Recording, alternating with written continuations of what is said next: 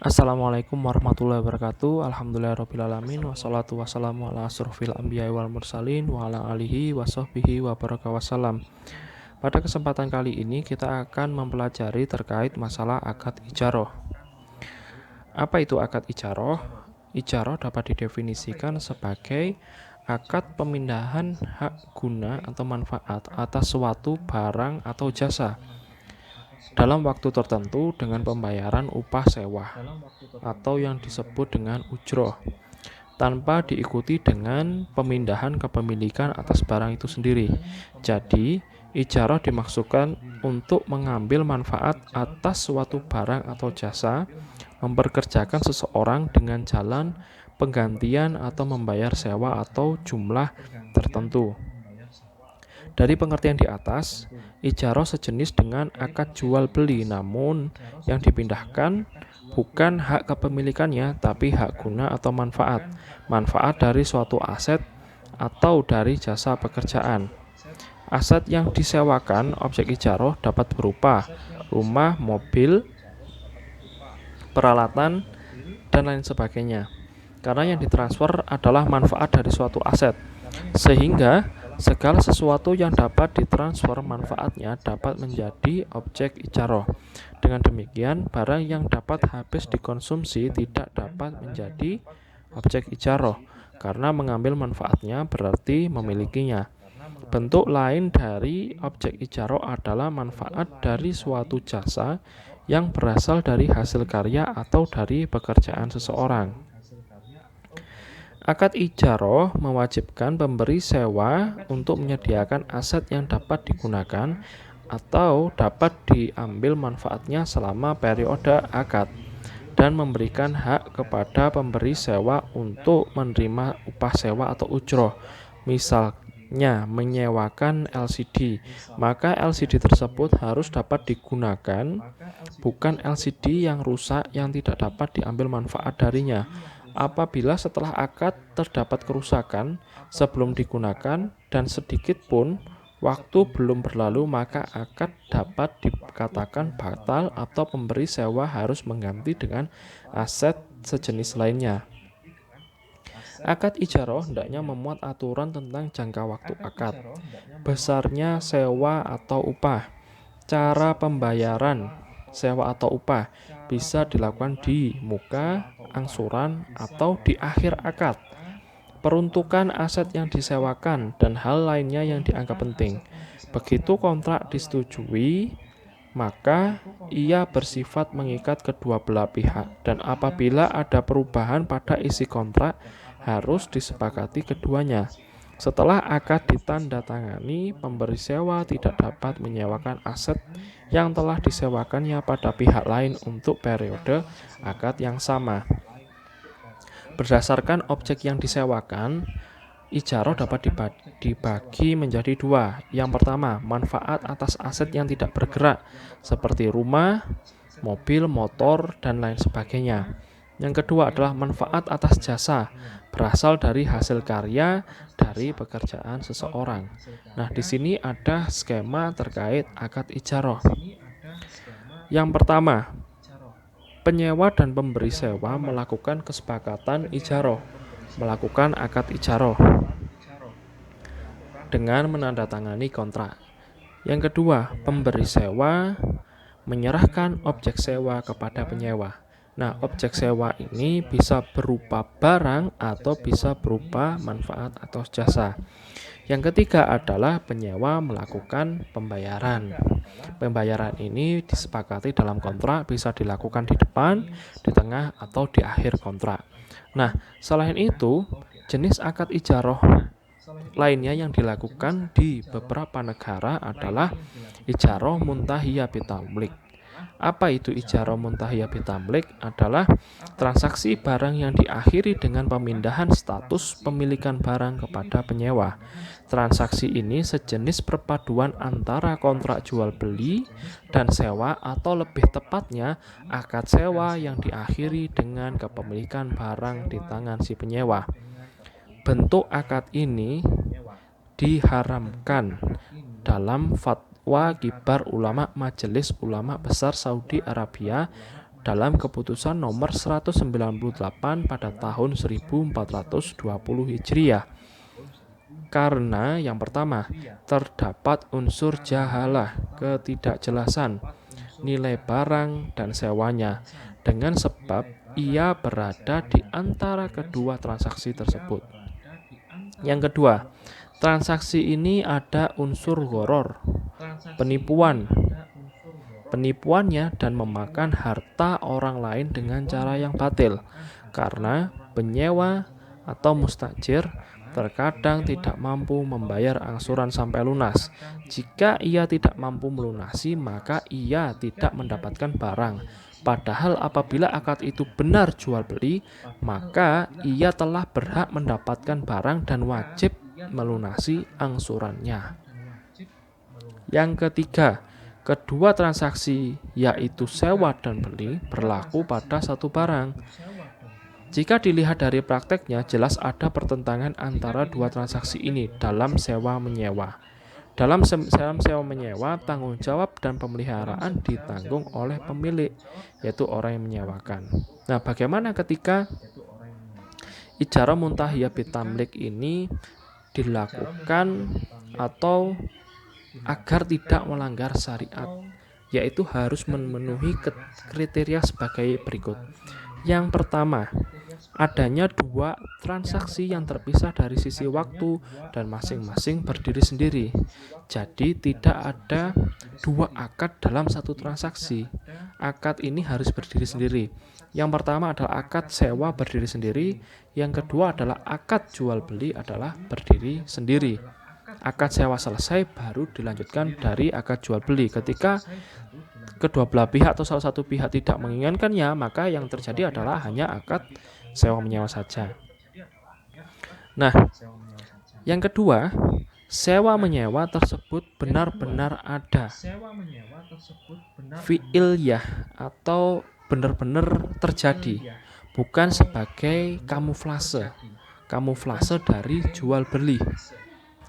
Nah, hal ini demikian juga menurut Fatwa Dewan Syariah Nasional DSN nomor 27 tahun 2002 tentang ijarah muntahiyah bitamlik yang mengharuskan terlaksananya akad ijarah terlebih dahulu, lalu akad pemindahan kepemilikan jual beli hanya dapat dilakukan setelah masa ijarah selesai.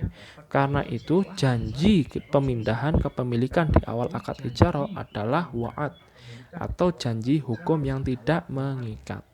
Jadi jika janji tersebut ingin dilaksanakan, maka harus ada akad pemindahan kepemilikan yang dilakukan setelah masa ijarah sewa ini selesai.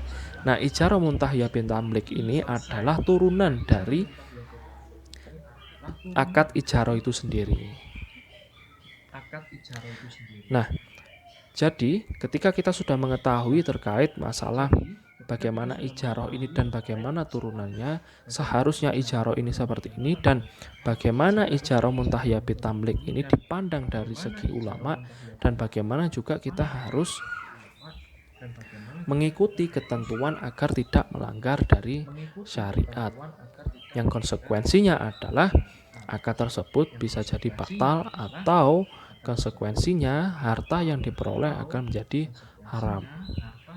Nah, dasar syariah dari akad ijarah itu adalah dari Al-Quran. Apakah mereka yang membagi rahmat Tuhanmu? Kami telah menentukan antara mereka penghidupan mereka dalam kehidupan dunia, dan kami telah meninggikan sebagian mereka atas sebagian yang lain beberapa derajat, agar sebagian mereka dapat mempergunakan yang lain, dan rahmat Tuhanmu lebih baik dari apa yang mereka kumpulkan.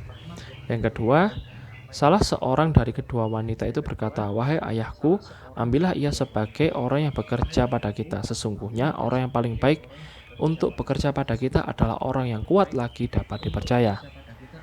Dalam hadis riwayat dari Abdul Ar-Razzaq dari Abu Hurairah dan Abu Sa'id Al-Khudri, barang siapa memperkerjakan bekerja, beritahukanlah upahnya. Dan dari hadis riwayat An-Nasai, dahulu kami menyewa tanah dengan jalan membayar dari tanaman yang tumbuh. Lalu Rasulullah melarang kami cara itu dan memerintahkan kami agar membayarnya dengan uang emas atau perak. Nah, Allah Ta'ala berfirman, ada 3 golongan yang pada hari kiamat kelak akan menjadi musuh mereka. Pertama, seorang laki-laki yang mengucapkan sumpah karena aku kemudian ia curang. Kedua, seseorang laki-laki yang menjual seorang mereka lalu dimakan harganya. Dan ketiga, seorang laki-laki yang memperkerjakan seorang buruh lalu sang buruh mengerjakan tugasnya dengan sempurna namun ia tidak diberikan upahnya. Memberinya upah. Dari Fathul Bari nomor 2227. Yang keempat, Rasulullah melarang 2 bentuk akad sekaligus dalam satu objek. Hadis riwayat Ahmad. Nah, rukun dan ketentuan syariah akad ijaroh.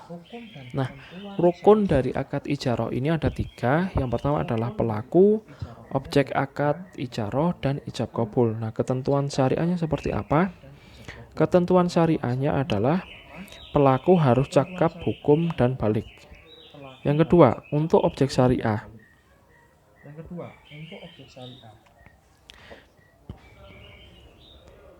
Yang pertama adalah harus bisa dinilai dan dapat dilaksanakan dalam kontrak. Yang kedua, harus yang bersifat diperbolehkan secara syariah, tidak diharamkan.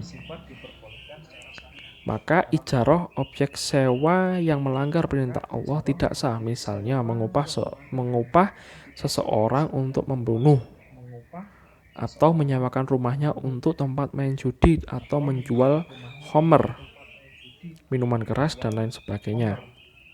Yang ketiga, dapat dialihkan secara syariah. Contoh manfaat yang tidak dapat dialihkan secara syariah sehingga tidak sah akadnya, seperti kewajiban sholat, puasa, memperkerjakan orang untuk membaca Al-Quran dan pahalanya. Manfaatnya ditujukan untuk orang tertentu. Barang yang dapat dihabis konsumsi.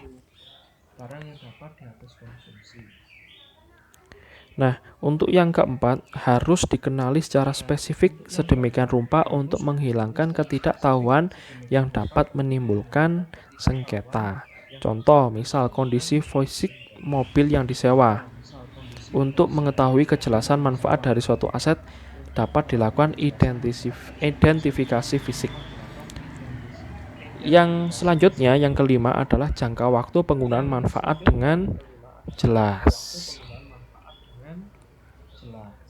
Nah, untuk ijab kabul adalah pernyataan dan ekspresi saling ridho atau rela di antara pihak-pihak pelaku akad yang dilakukan secara verbal, tertulis, melalui korespondensi, atau menggunakan cara-cara komunikasi modern.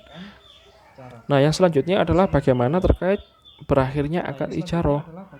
Periode akad sudah selesai sesuai perjanjian, namun kontrak masih dapat berlaku walaupun dalam perjanjian sudah selesai dengan beberapa alasan. Misalnya keterlambatan masa panen jika menyewakan lahan untuk pertanian, maka dimungkinkan akad setelah panen selesai. Yang kedua, periode akad belum selesai tetapi pemberi sewa dan penyewa sepakat menghentikan akad ijaroh. Yang ketiga, terjadi kerusakan aset. Yang keempat, penyewa tidak dapat membayar sewa. Dan yang kelima adalah salah satu pihak meninggal dan ahli waris tidak berkeinginan untuk meneruskan akad. Nah, di sini ada ilustrasi dari akad ijaroh. Ini adalah akad ijaroh yang bersifat manfaat atas aset yang tidak bergerak, atau aset yang bergerak. Di sini saya ambil contoh adalah mobil. Pada tanggal 9 November 2020, Tuan A dan Tuan B menandatangani kesepakatan sewa mobil untuk jangka waktu 3 tahun dan disepakati pembayaran dilakukan setiap bulan sebesar 4 juta.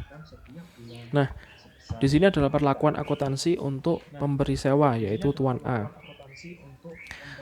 Tuan A pada saat membeli aset dari dealer mobil, maka perlakuan akuntansinya adalah aset ijaroh pada kas sebesar harga perolehannya yaitu 100 juta. Nah, pada waktu akad ini dijalankan dan pada bulan berikutnya Tuan A menerima pendapatan sewa dari Tuan B, maka jurnalnya adalah kas pada pendapatan sewa sebesar 4 juta.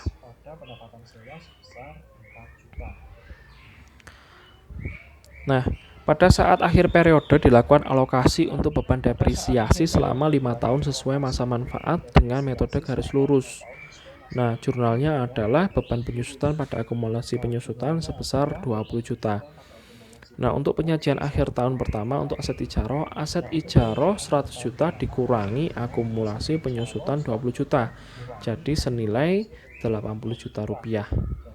Pada saat akhir kontrak, aset ijaroh dikembalikan kepada pemberi sewa sehingga dibuatkan ayat jurnal reklasifikasi. Jurnalnya adalah aset non-kas X ijaroh pada aset ijaroh sebesar 100 juta. Nah, untuk akuntansi penyewa di sini adalah pada saat pembayaran sewa ke Tuan A, yaitu beban sewa pada kas. Saya kira cukup sekian pembahasan terkait akad ijaroh.